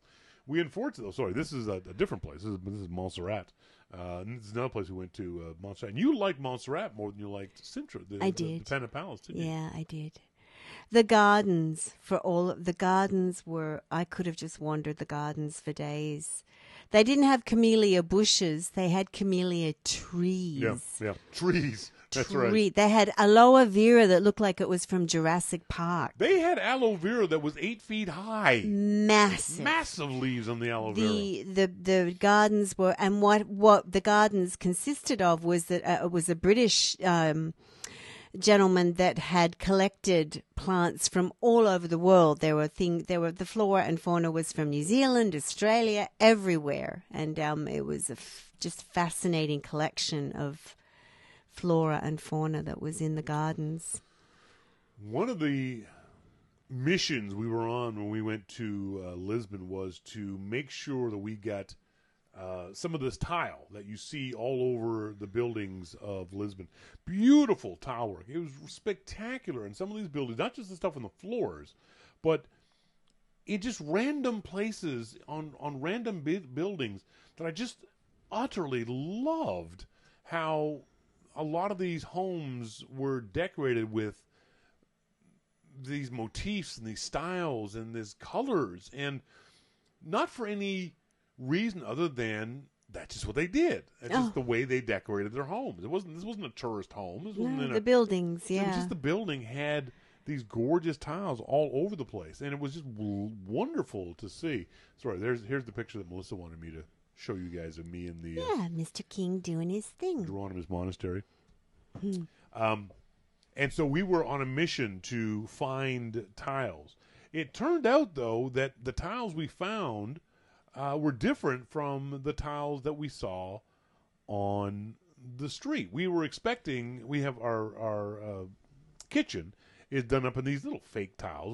We can't afford to redo our kitchen with real tiles. We found these pseudo tiles online. We love them. They look fantastic. They look fantastic. So that was one of our missions, was to find this tile.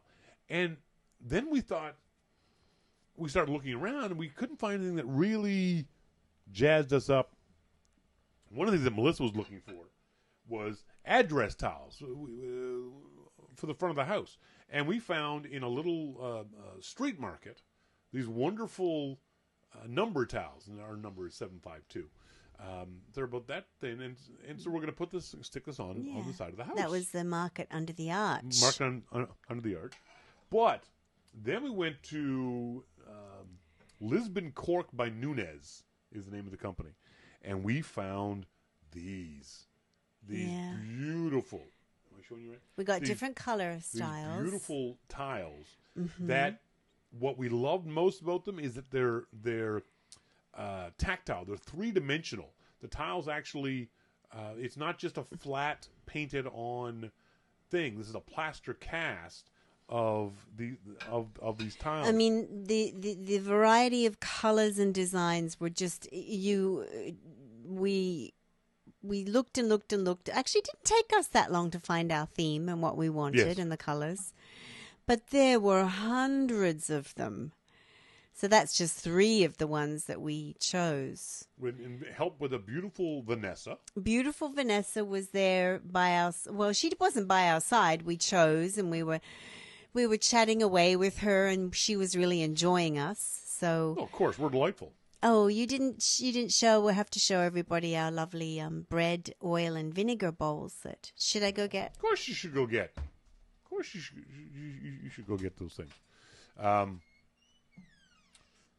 So yeah, we really, really loved just wandering the streets. It wasn't even a matter of going on a history tour or anything else along those lines. Just wandering the streets to see what we could see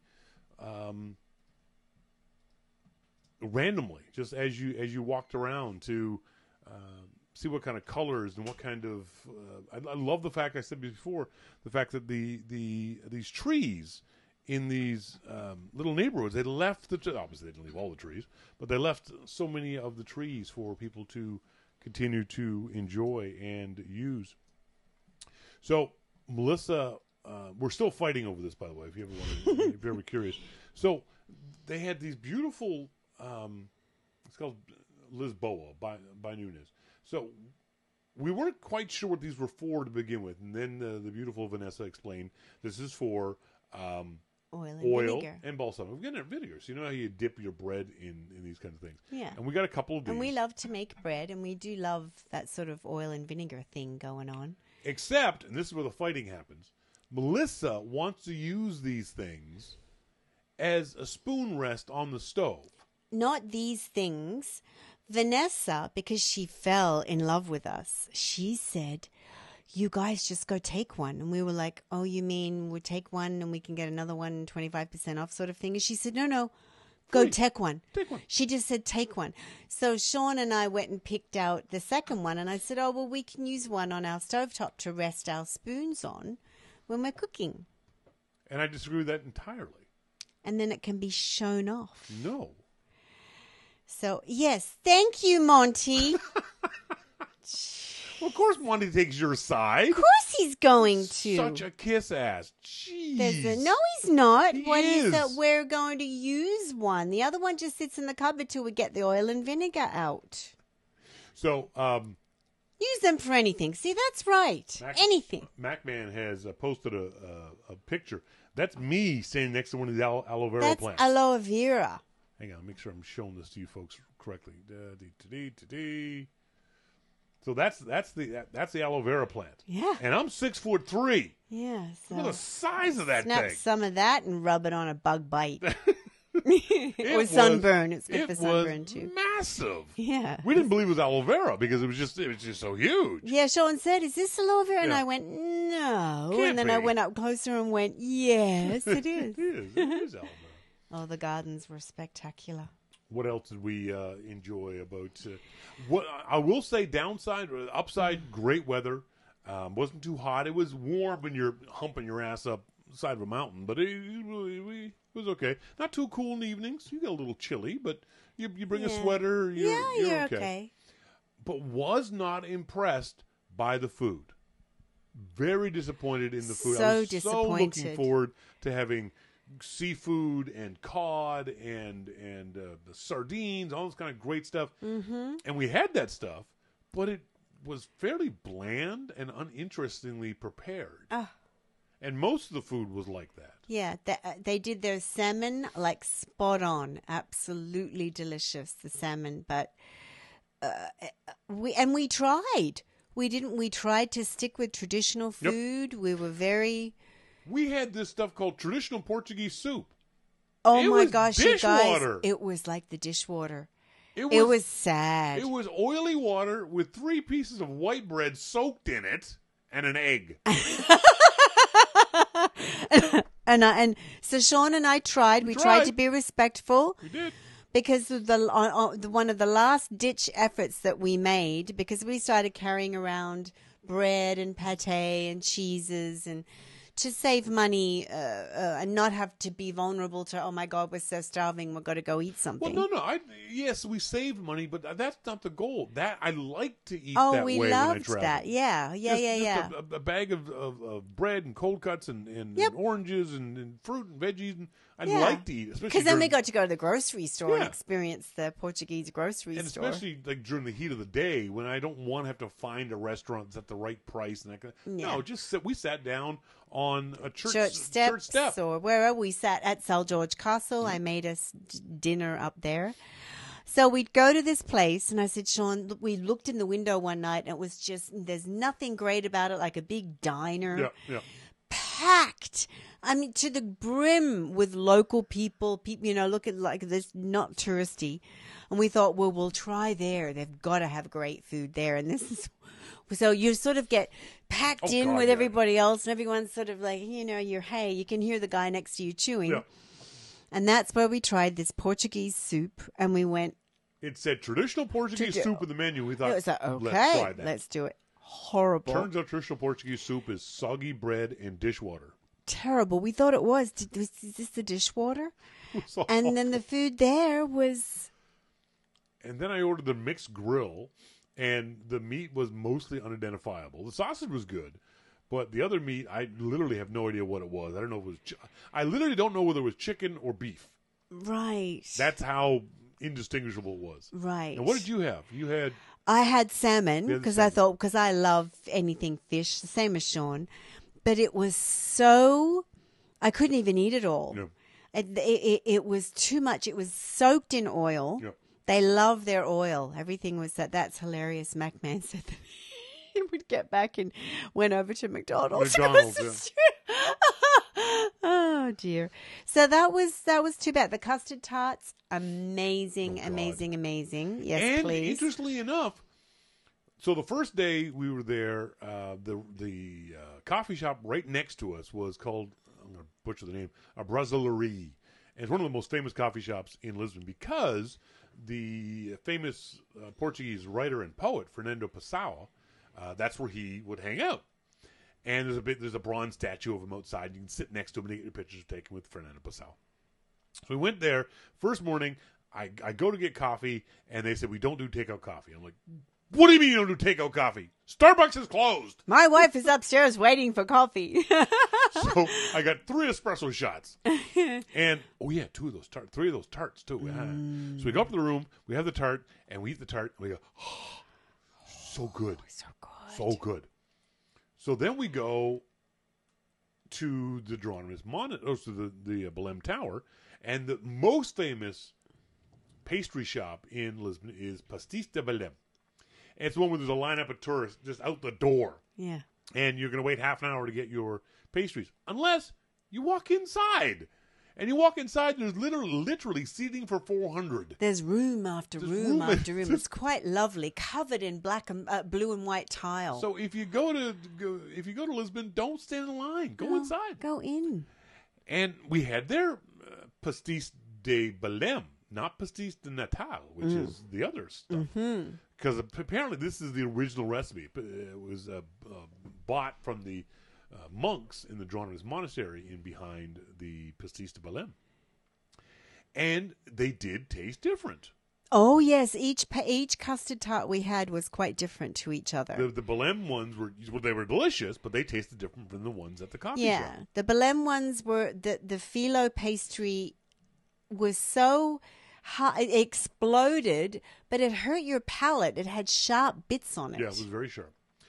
And then we'd heard another pastry shop was just up the street from our hotel, Mantegueria. Sorry. And people said it's better than Pastéis de Belém. We're like, well, I got to try it.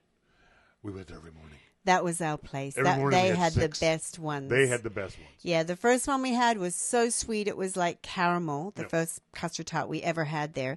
Then the Pastéis de Belém, which the phyllo pastry was just a bit too hard. And then the last one where we go every morning was absolutely delicious. And even better with a little bit of cinnamon on top. Yes, Shawn likes cinnamon on his. And yes, Monty, the bookstore, the oldest bookstore in the world. The oldest bookstore. I just love the idea that we went into the oldest bookstore in the world. I have the photographic It was proof. very moving. It really was. It was a very beautiful experience to go in. So here's a picture of Melissa doing. Yes, there's our lunch on the church steps. Literally sitting on the steps of a church having lunch. Watching everybody thinking that they could go to São Jorge through the entranceway that was quite right next to us. Following Google. So there it is. There's the certificate. Established in 1732. Bertrand Bookshop, located in Lisbon, Portugal, is the oldest operating bookshop in the world. And it's a really, really pretty little space, too. It's beautiful. Really cool. You can see the worn ceiling there. Tunnel all the way through. And what I love about it is that it's not touristy. These are 95% these are Portuguese books. Yep. They do not cater to tourists in that way. I was fully expecting to see a bunch of American magazines and it is English a local books. bookstore. It's a local bookstore. I thought that was very, very cool. That even though it's in the heart of a touristy district, it was still a very local bookstore. Very low key. Even the little cafe at the back, which was his room. Whose room was it? Was it the poets? Who was one of the poets? Yeah. One of the poets. It was very low key. Nothing fancy. We walked into the church. It turned out that our hotel location was very good. Hotel 3 out of 5. 3 stars out of 5, maybe. They could have done way better.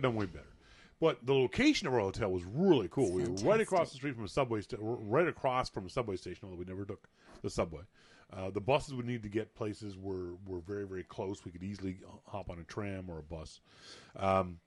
The famous coffee shops was right next door. Famous pastry shop was half a block, 2 blocks, or a block up the street. Right across the street from the hotel was this little church. Little Catholic church, and I'm not religious at all, but I love churches. I love going into churches, especially European cathedral type places.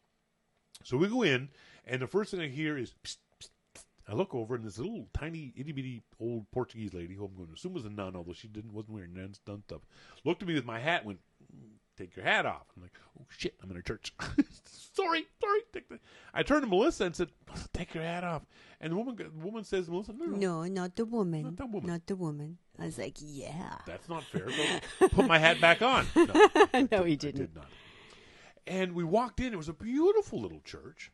Oh, it's gorgeous. And just looked around. I love the iconography of churches. I love the feeling of a church, the what it represents, the good that it represents, not obviously the bad.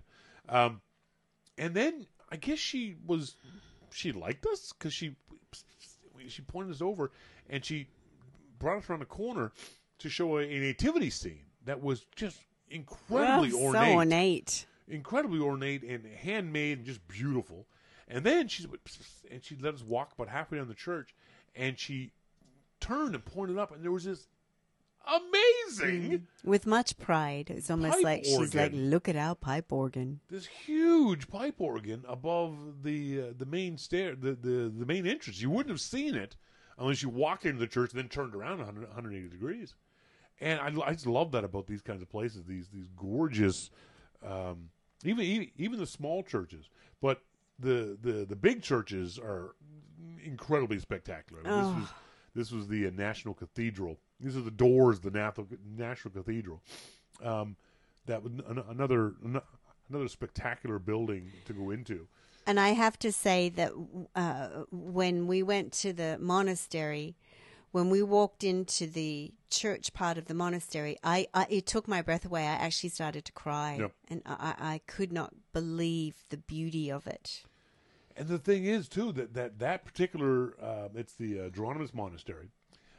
That particular monastery church is not that ornate when it comes to European cathedrals. But maybe that was what it was about it. It was so simple, yet stunningly beautiful. Yeah, it was a wonderful space to wander around in. Oh. I'm a huge fan of these. I think they're called flying buttresses or flying arches. I love the visuals of these. If you're looking, Dave D, that church is the tomb of Vasco da Gama. Damn it! I knew I was missing something in that church. I love we're always talking about leading lines in photography, and arches are great for drawing your eye through things. And these flying buttress type arches are just spectacular. Got some really, really lovely pictures of that space. I really enjoyed being in the monasteries called the cloisters of the monastery, and it was had a lot of fun taking pictures in there, but also just walking around and just feeling the space and being in that space. Unfortunately, I'm using unfortunately using the new version of Lightroom CC, which I'm not used to, and there's a whole bunch of different things they change on it. It pisses me off. Stop doing that. What else did we do that was enjoyable? Oh my goodness. Belém Tower was a good day when we all went there together, and then up to... One of the problems was because we were sick, we really didn't have a lot of energy to do more than one or two things in a day. No. Plus, I'm writing the Inside Apple newsletter at the same time. So between 3 and 5 each day, Melissa napped. I just slept. I just passed out. Shawn said he never seen me pass out like that before. She slept. But I still had to write the newsletter. So Shawn had to work. We had to go back to the hotel between 3 and 5 so I could get the newsletter researched and sent out. So, and then after that, you're kind of like, oh, you know how when you walk a whole lot and then you sit down, you're like, I don't want to get up. But So we would go out. We would, but I didn't want to do. You didn't really feel like adventuring afterwards. So I could definitely see that we missed a bunch of things that we wanted to get to, that we probably would have gotten to if it hadn't been for that 3 to 5 break right there. We were too sick to get the car. And that was the other thing is, we didn't make it to Nazaré because that was the Saturday. We built that into the schedule. And because Melissa was too sick, I was just so sick that day, we couldn't have gone there. Yeah. So we never got to Nazaré, never got to Cabo de Roca, a bunch of other places. But considering how sick we were, literally shivering and freezing, we didn't do too bad. We got some. You got some great shots. Melissa got some shots that were so good that I deleted my shots of it because they weren't as good as hers. You took a couple shots of murals that I looked at yours, looked at mine, and went delete. It's not as good as what my wife took, so I can't post that because that'd just be embarrassing. It's definitely a place, a city I would love to go back to, and I would like to have the opportunity to explore even more of it. Oh, it is beautiful. Not just from the city point of view, but also from the country point of view. Yes. The other thing that surprised us were the Portuguese people were not overly friendly. They're not an exuberant people. They are not. They're quite dour in a way. Not unfriendly. Yeah, they're not just unfriendly. not. I mean, when we first went to the hotel, on that first checking in, we got into this little elevator, and I said, well, Shawn, we did not get a connection then that I would have appreciated. Shawn said, they just did their thing. That was okay. And I said, no, we didn't. They didn't connect. It was just very... they were not like, hello, welcome to Lisbon. Oh, no. It was just like, okay, off you go. They never got any better. We went to the same coffee shop for 6 days in a row, 5 days in a row, and they never once acted as if, oh, you're back kind of thing. No, It was just I know Dave and Ann had that a little bit. Dave and Ann had a good connection with their coffee shop folks. Yeah. But for us, we didn't at all. No, and even the folks at the hotel, sometimes they wouldn't even look at you. Yeah. You'd walk by and they didn't even say hello. How was your day? To a certain degree disturbing. For example, they had some issue with their key cards, the card you put in the slot. And at least every 2 days, day and a half, we had to get these things reset. And so you'd come downstairs, and the woman, I know for a fact in this one instance, didn't see me come off the elevator. I walked up and I said, key card's not working, room 502. And she went... hand me the key card and went away. Yeah. You could have been anyone. I could have been anyone. I could have said room 409. Yeah. And she didn't care. She wasn't, and it wasn't a staff member I'd seen before. Yeah. It wasn't someone who would check me in. It wasn't somebody who knew who I was, that I was even staying in the hotel. And yet she gave me a key card to room 502 without checking. Really checking. Even my name. Yeah. They did that a bit more with me when I had to reset. Which was a little... But they just weren't...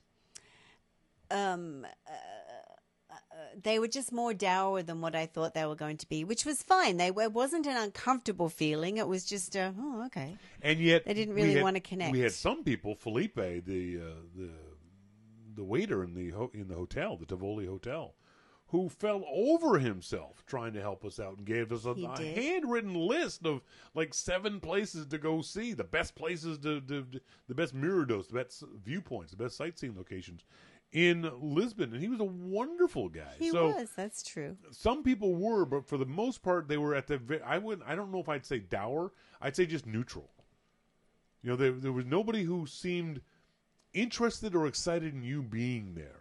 And no, maybe it's a bit pompous to think that way, but I know from my experience in other places, Florence and London and even Paris. They at least showed more of an interest in you, if only to get more tourist dollars out of you. You know what I mean? Yes. I mean, there was some exuberance from young people that worked for the restaurants in the alleyways trying to get you to come in. There was some of them were very exuberant, and there was a lot of funny connection with them. But otherwise, in general, no. Yeah. I mean, I don't expect a fuss. Yeah, me neither. But when I got there to the hotel, I expected more And I was sort of like, oh, Yep. okay. Yep. And there was nothing. So, but that being said, the food not being anywhere near spectacular, completely average, and the people in general being fairly neutral, I would still go back in a heartbeat. Oh, I would go back. I would absolutely love to go back and take another group back there with the experience we have now. We know there's there was this glove shop, Olivia Ulysses, that was literally 2 people couldn't fit in the glove shop. It was a 1-person store. It was a person behind the counter, and then excuse me. There was a person behind the counter, and you walked in, and you sort of pointed to the glove. The room was smaller than this desk. But they had some gorgeous gloves there. Oh, they had tailors, and they had all kinds of old-fashioned kind of shop. And I got my cover for my phone. Oh, that's right, you did. Yeah, I got. It's like a clear cover. It's very cool. It's kind of this soft, clear, like this. Want to hold up the microphone or hold up to the camera? I'm sorry. Here, it's like this. Better. I like got that cover. At the Apple reseller, not the Apple store. No, there are no Apple stores in Apple Portugal. Stores in Portugal. But they were very nice and friendly too. They were nice. So yeah, I would definitely go back. The next Starting Point Photography Workshop is going to be here in Vancouver this coming September. That's going to be interesting because this is a city and area we know much more than obviously than the unfamiliarity of Lisbon. So hopefully it'll be even better. I have to send a huge thank you and shout out to Dave MacMahon, to Dave Dykestall and his lovely wife Ann, to Deborah and Mark, a couple from Bakersfield, California. Obviously, it wouldn't have been possible without them. This was the inaugural Starting Point Photography Workshop, a thing I've been working on doing thinking about for 10 years and planning for 5. And so for those 5 people to take a leap of faith and join us in a foreign country on a foreign continent and assume I know what I'm talking about and let me teach them and let me show them around a city I'm not familiar with at all. I'm honored at the